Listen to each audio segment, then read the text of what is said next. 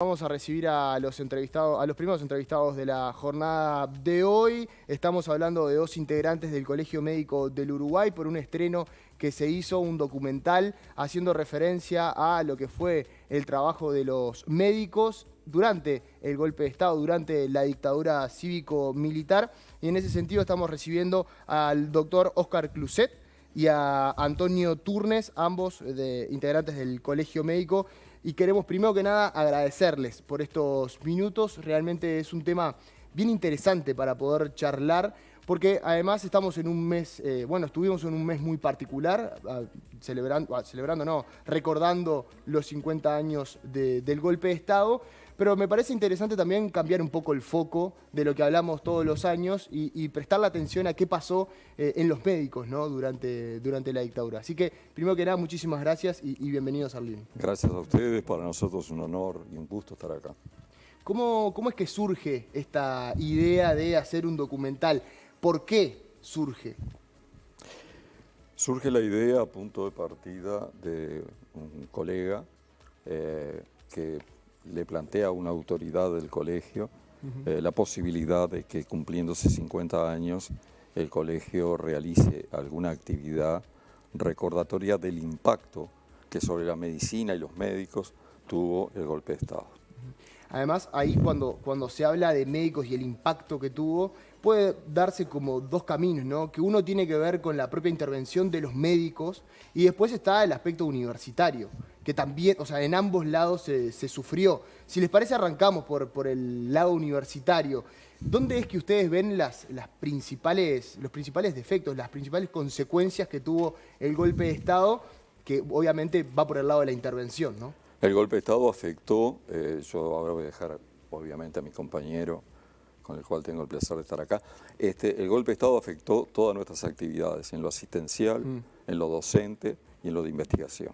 Y lo encaramos desde esas tres áreas. Claro. En la Facultad de Medicina el impacto fue muy grande, lo relata con mucha precisión en nuestro video la ex decana, la profesora Ana María Ferrari, y afectó en forma de gente destituida, gente que emigró, gente que estuvo presa, que sufrió persecución, e incluso en algún caso, como lo muestra nuestro colega, el doctor Turnes, incluso la muerte.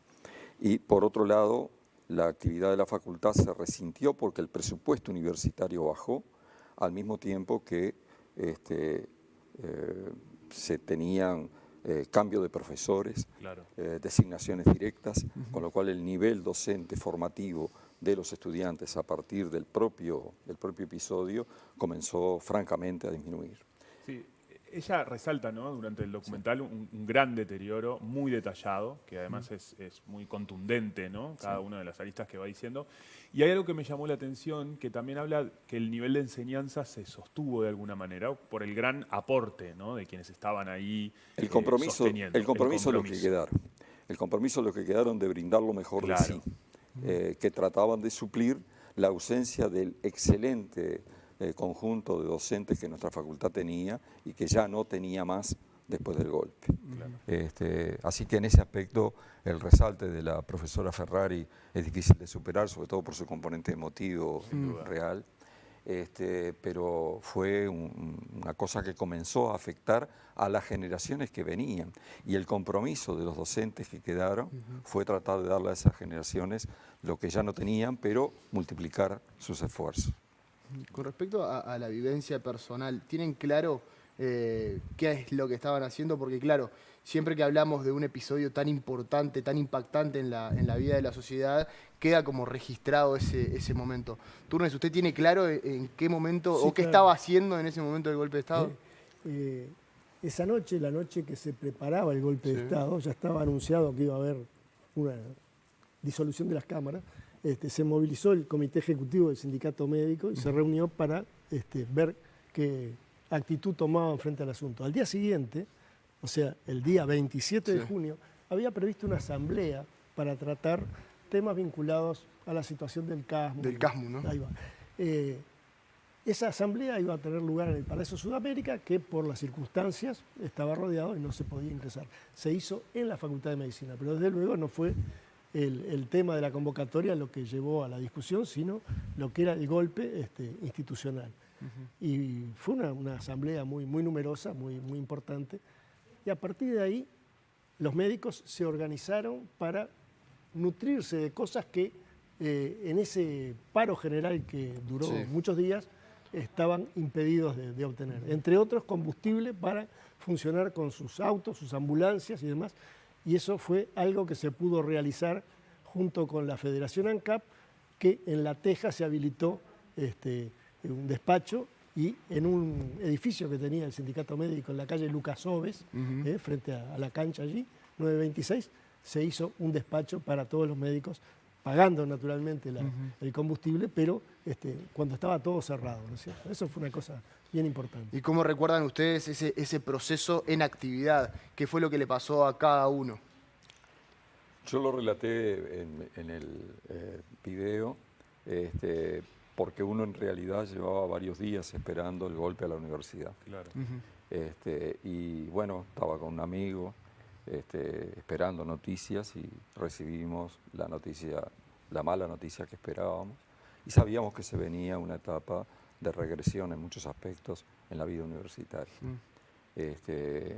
Fuimos a otro lugar, nos movimos a otro lugar de donde estábamos para obtener con otros compañeros más novedades, pero en realidad eso fue todo de mi parte, todo de ese día, ¿verdad? Sí.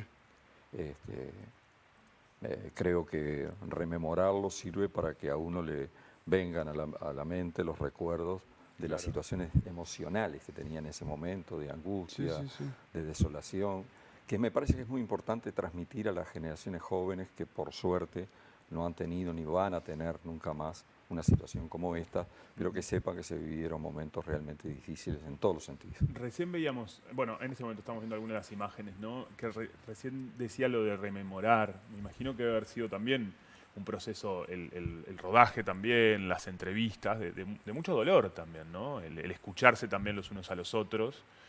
¿Cómo fue esa experiencia de volver a ponerse en esos lugares?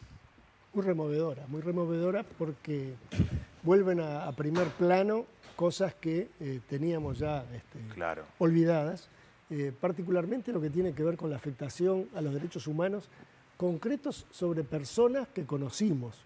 Claro. O sea, la desaparición de una persona que trabajó con nosotros, o que nosotros trabajamos con él, ¿no? El evocar aquella circunstancia de que un médico detenido moría en prisión y que otro médico detenido por las consecuencias de la tortura tenía una hemiparesia y que tenía que ser internado, hacer una junta médica, en fin, toda una serie de cosas. Y lo que vino después, porque eso era antes del 27 de junio del 73. Eso ocurrió en democracia, Claro. cuando la democracia se venía deteriorando. Pero a partir del 27 de junio del 73 se inició una etapa más negra todavía, con muertes en el país y en el exterior, con torturas hasta los últimos tiempos. O sea, la muerte del doctor Roslik fue un hecho muy marcante, y ocurrió en abril del 84, cuando ya estaba a su término la dictadura. Y particularmente todo lo que significó en la universidad, que la universidad fue intervenida en octubre del 73, después de unas elecciones universitarias que por primera vez se hacían generales, con voto secreto y toda una gran participación, con un gran entusiasmo, además de todo el demos universitario, trajo como consecuencia la separación de una cantidad de docentes de primera calidad que muchos de ellos quedaron sin cargo, pero otros tuvieron que irse del país. Algunos que tenían dedicación total, o sea, que vivían de su sueldo en la universidad, caso del director del Hospital de Clínica, el doctor Hugo Villar, caso del doctor Jorge Butón, que era profesor de Clínica Médica, del doctor Atilio Morquio, de esas figuras que perdieron su cargo y los estudiantes perdieron la docencia de esas figuras brillantes. Por otro lado, eso no fue solo una cuestión de Montevideo. En el interior, en muchos lugares, hubo médicos que estuvieron detenidos en cuarteles durante largo tiempo. Me acuerdo del doctor Gómez Gotuso en Artigas, que lo sacaban del cuartel para atender a algún paciente particular o para ayudarle a operar a su hermano. Pero digo, estuvo sometido durante años a ese régimen. Es una cosa muy dura de recordar. Y son personas en general que han desaparecido. Solamente uno de los testimonios, el doctor Marcelo Viñar, aportó lo que le ocurrió a él como psicoanalista, que por tratar a un paciente lo llevaron y lo procesaron, eso era democracia todavía, con la justicia militar como asociación, como asistencia a la asociación. Claro. Esa era la figura que emplearon. Hablábamos hoy de los diferentes caminos o problemas que se fueron generando y los diferentes lugares, digamos, por así decirlo. Hablamos de la academia, de la investigación y de la atención. En el aspecto de la atención, hubo también, más allá del presupuesto que se designaba para la EUDELAR, la preparación de los docentes, y bueno, eso con una consecuencia en la atención, pero ¿en qué otros aspectos la atención fue desmejorando en época de dictadura? Bueno, una de las características que vale la pena resaltar es que en muchos lugares faltaban insumos, porque uno dice están vinculados claramente a lo presupuestal, pero en definitiva, para mí, médico que actuando en el primer nivel de atención, por ejemplo, Es la herramienta. O en el segundo nivel, como médico de hospital, como era mi situación en aquel momento, yo necesitaba los recursos en el momento. Es como la herramienta del trabajador para Los recursos hacerlo, que no eran sustituibles en ese momento por dinero. Y había una carencia muy marcada de ellos en los distintos hospitales públicos. Y a nivel de la investigación, obviamente ahí los profesionales o los estudiantes, sí, que se retiraban a otro país, bueno, las detenciones también tuvo un impacto, ¿no? Sí, dale. Sin duda tuvo un impacto muy importante porque grandes investigadores dejaron el país o perdieron su lugar de trabajo y otros perdieron apoyos y posibilidades de desarrollar los proyectos que ya tenían encaminados. Este país tuvo siempre una muy fuerte investigación en el área biológica. Claro. Basta recordar el Instituto Clemente Estable, que continúa actuando y que viene de largo tiempo funcionando y funcionando, produciendo investigadores de primer nivel en la escala mundial. Todos ellos, muchos de ellos tuvieron que irse y el funcionamiento de la parte de investigación cayó verticalmente. Claro. Algo también que se resalta en el documental y que se habla mucho es de la ética profesional, ¿no? De justamente los y las profesionales, pero también se habla y se señala la minoría, ¿no? Porque se habla de todos aquellos que se sostuvieron frente a la ética profesional, pero la minoría que de alguna manera colaboró con este proceso, ¿no? Que me parece que también es interesante para ver el mapa en general de lo que sucedía. Sí, pero a mí me gustaría separar dos cosas. Una es, me quedé en este lugar y otra, voy no a me quedó. colaborar con el fin del lugar, tratando de hacer lo mejor de mí. Y otra es, me quedé en este lugar y ahora voy a colaborar con quienes provocaron el cambio. Por eso. Son dos cosas diametralmente... No, quien se colaboró Ambos se quedan, pero con y se aleja de la ética profesional también, de alguna manera. Se aleja de las reglas. De las reglas, claro.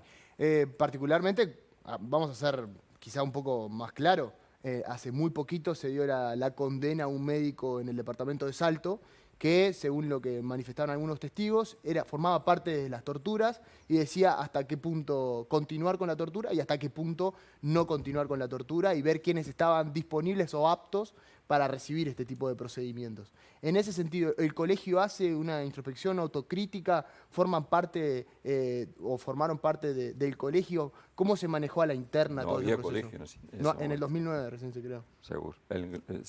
Empezó a funcionar en el 2012. En el 2012. O sea que está alejado totalmente. Estaba alejado, pero muchos de los que Tampoco forman había- parte estaban trabajando. Ah, sí, pero claramente... Claro, por eso. ¿Cómo fue Claramente ese el diálogo? colegio condena, como no puede ser de otra Claro, manera, claro. a los médicos que se apartaron de eso, pero no había en ese momento ni colegio, ni No, ni que hablar. código de ética, ni tribunales de ética. Claro. Y en realidad pasaron, yo lo remarco esto, entre el golpe de Estado y el pleno funcionamiento del Tribunal de Ética, tanto del sindicato Tribunal Arbitral como el de la FEMI, Tribunal de Ética, recién se formaron en el 96 y 97. Claro. Claro. Es decir, pasaron un montón de años, Muchos años, en los claro. cuales se hubieran necesitado esas dos herramientas como las tenemos ahora para realmente hacer jugar la importancia de la conducta ética de los profesionales. Claro, ahí vemos también la importancia de esas herramientas, ¿no? Que se crearon y lo Claro. fundamental y lo importante que es sostener eso. De tenerlo presente. De tenerlo. ¿cierto? Pero vale decir que durante la propia dictadura, al término, allá por julio del 84, tuvo lugar la 7ª Convención Médica Nacional, que integró una Comisión Nacional de Ética Médica con médicos y abogados, con la colaboración del Colegio de Abogados del Uruguay, y expedientó una cantidad de situaciones de los cuales recibía denuncias sobre médicos que habían participado en las actividades que ustedes mencionaban. Sí. Claro. Y eso dio lugar a una serie de sanciones a personas que se comprobó que habían desarrollado su actividad en esas circunstancias apartándose de las normativas éticas. Claro. No había colegio, como bien dijo el doctor Cruzet, no había códigos de ética locales, nacionales. Había normas internacionales, pero incluso las normas internacionales, el código que tiene que ver con los médicos frente a la ética y la tortura, la Declaración de Tokio, se adoptó en el mismo momento que era intervenido el sindicato médico. El 1 de octubre de 1975 se intervino el sindicato médico y en Tokio se estaba aprobando con un delegado del sindicato médico allí, el doctor Omar Barreneche, esa declaración de Tokio que era la regla para valorar lo que era la intervención del médico frente a actos crueles, inhumanos o degradantes. O sea que esto también tiene que tomarse en ese contexto, ¿no es cierto? Decían ustedes que hubo procesos sancionatorios, digamos, contra esos médicos. ¿Qué pasó a posterior, teniendo en cuenta de que, y la verdad es una pregunta que les hago, esos médicos sancionados continuaron en actividad? ¿Cómo fue ese proceso? ¿O se les negó seguir en la actividad? En realidad, cuando la Comisión Nacional de Ética surge, como lo acaba de expresar el doctor Turnes, comienzan a llegar, cuando se restaura la democracia, comienzan a llegar denuncias. En el momento en que la Comisión Nacional entra, el sindicato y FEMI le hacen llegar denuncias concretas. Pero nosotros, yo remarco esto también, porque nosotros vimos un caso que había sido examinado en la Comisión Nacional de Ética previamente y había sido sobreseído el denunciado. En realidad me parece que se manejaban con un cúmulo muy importante de limitaciones en el acceso a los documentos y a las pruebas, que no existió después en democracia. Porque claro, esa comisión tuvo que actuar bajo dictadura. Claro.